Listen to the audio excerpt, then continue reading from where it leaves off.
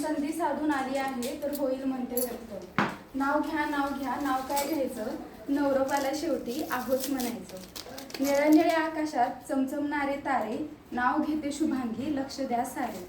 नाव घेते नाव शुभांगी माझं नाव, औराद माझं गाव. लहानपणापासून ज्यांची लाभली आहे साथ, लिंबाजीराव आणि कौशल्याबाई यांची मी नात. उंबराच्या झाडाखाली दत्ताची सावली, संजय मिरकले माझे वडील आणि सविता माझी माऊली.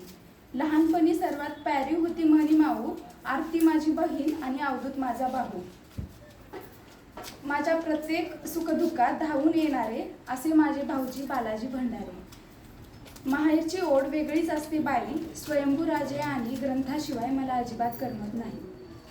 नाव घ्यायला सुरुवात करते गणपतीला स्मरून, आता मी माझ्या नवीन परिवाराची ओळख देते करून. घरात दिगंबररावांचे आजी आजोबा आहेत सर्वात थोर, त्यांचा आशीर्वाद लाभेल तर होईल माझे भाग्य थोर.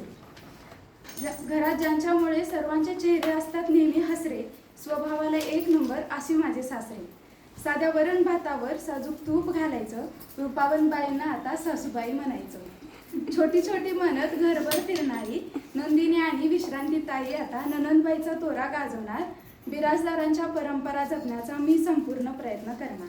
बहिणी समान आहेत माझ्या दोन्ही ननंदबाई, नाव त्यांचे विश्रांती आणि नंदिनी ताई. अशा मी माझ्या गोड संसाराची गोष्ट देवाला सांगते व माझ्या संपूर्ण कुटुंबासाठी दीर्घायुष्य मागते. मिरकल्यांची लेक आता बिराजदारांची सून होणार, मिरकल्यांची लेक आता बिराजदारांची सून होणार. मी या सर्वांचा सांभाळ करणार, गुण्या गोविंदाने संसार करणार.